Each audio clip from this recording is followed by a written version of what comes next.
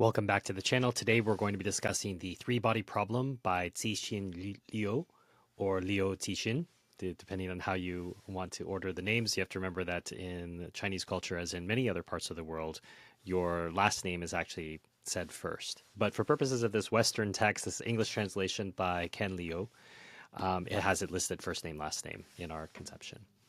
So, in a world of reboots, this is a truly original work. You can see the sign for the Hugo Award. This puts it into rarefied air. We're talking about books like Dune, Ender's Game, The Forever War, Neuromancer, really important books in science fiction. And as I said, it's truly original in a world of reboots that we see all around us.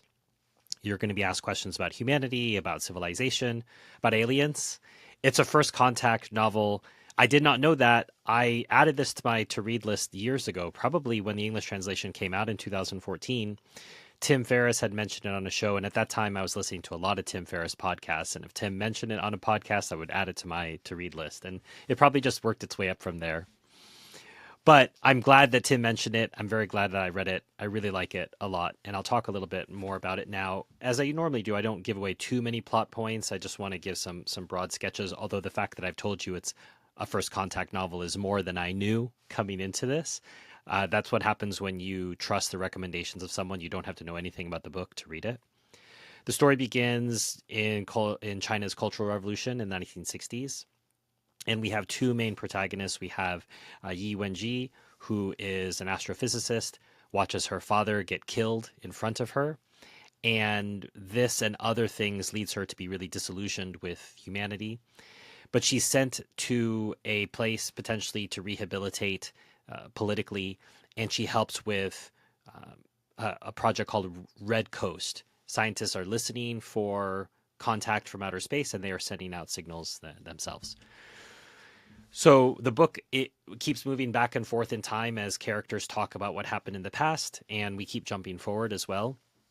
And we are brought to the present with the present of this book, Wang Miao, who is a researcher of nanomaterials in Beijing, and he gets pulled into deeper questions. His paths cross with Yi Wenji, who is actually leading a faction, and I don't want to get too much more into it, but the catalyst for their meeting is a virtual reality game called the Three Body, which is called Three Body, which is where we get our three body problem name. So Three Body is relating to a planet that has three different suns orbiting it, and their gravitational effects have just terrible effects on the population, because there's sometimes what they call a stable era, in which you have normal setting and rising of the sun and the climate is predictable, and there's other times where it's chaotic and things are very cold or very hot. And like I said, I don't want to get too much more into it, but it's a fascinating conceit. And the civilization that lives on this planet, they're referred to as Trisolarans because of three suns. So you have a Trisolaran civilization, and they're trying to deal with how do they move forward and create a civilization where they don't have something stable, which, as you realize, is something we take for granted on Earth. Our days are stable. We're in the Goldilocks zone. Of course, people will tell you this all happened by accident. I think even the author, strangely, will tell you this is all just random chaos, and you have a planet like Earth, but you can see that Earth is singular. It's special. It is not something very common that you would see in the cosmos. No matter how far we've reached with Hubble and other telescopes, we don't see anything like Earth, which would lead to believe that it is not something that is randomly created by chance, but something specifically designed by a creator. I'll leave that aside for a different discussion.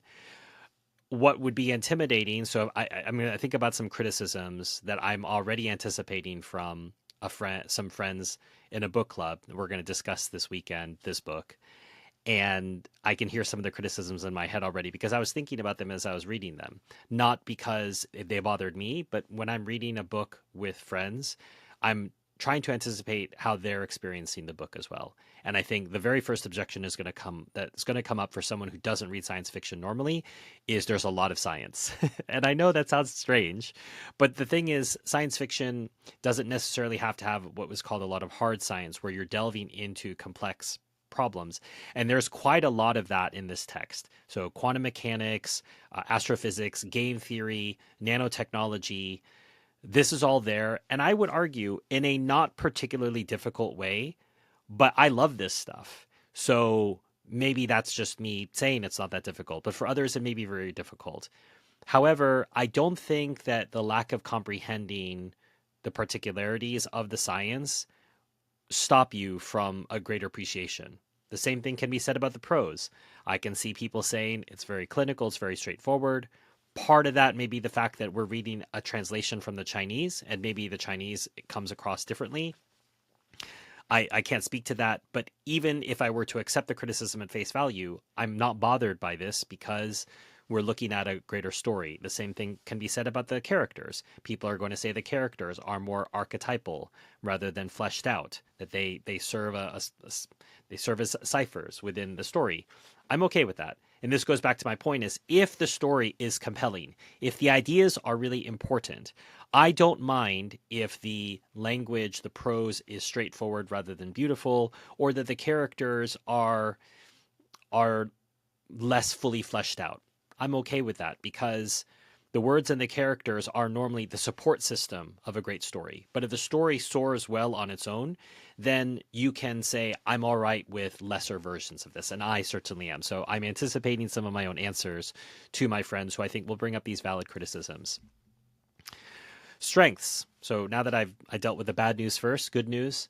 Strengths, you've got near past Chinese history. So we're starting in the Cultural Revolution. So I think it's very much written for a Chinese audience because it's referencing Chinese history, which most of us in the West are not particularly familiar with if you haven't really studied it.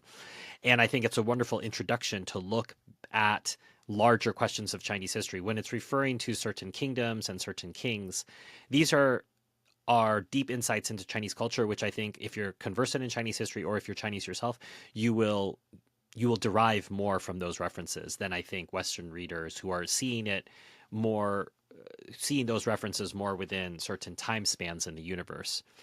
But that communist Chinese history, Cultural Revolution, us against the world, against humanity possibly coming together to deal with a common threat. We've seen this happen in numerous other texts, but here there's an interesting near present tie that we're talking about the 1960s in China. That wasn't so very long ago.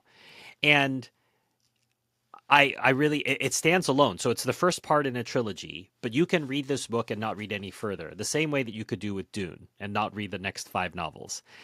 And I found the book impossible to put down, I would say, after the first 100 pages. I think it takes a little while to get going, but after that first 100 pages, I couldn't put it down. And the narrative urgency is off the charts. And if you're wondering how I feel about it, here's the sequel. So I bought this almost, I think, a day or two after I finished this. So I will probably review that book for you. But for now, The Three-Body Problem. If you'd like to get a copy, there's a link in the description. That's one of the easy ways that you can support this channel. Another is by hitting like or subscribe, sharing this with people who you know like science fiction or who like just getting unusual suggestions of books to read. If they're not regular science fiction readers, they'll probably have missed The Three-Body Problem. It's also a chance for you to read Chinese literature. It's something that is in translation for us, so you should take advantage of that. English being the most spoken language in the world today. Many Chinese also speak it. So I know a lot of people refer to the billion Chinese speakers, but given that a lot of those Chinese speakers speak English, English still has this ability to take in literature from all these different cultures, and we should take advantage of that. So it's a chance for you to try out Chinese literature if you'd like. If you want to get early, if you'd like to thank me for this presentation, there's links to buy me a coffee and PayPal below. If you'd like to get early editions of videos like this one, as well as a once a month release that I do for the YouTube members or Patreon members, there's links to YouTube membership and Patreon below. If you'd like to buy a book for me in the future, my Amazon wish list is linked. You'll see books on Palestine. That's for my Palestine bookshelf project if you want to check that out.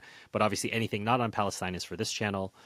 You can buy a book, send it my way, and I'll do my best to review it in a timely manner. It may not sit as long as this one did, so it probably sat on my list from 2014, which is probably when I think Tim Ferriss first recommended it to his listeners, and then I bought it a year ago, and so it finally worked its way up. So it takes time to move from the to be read list to the read list, but there it is.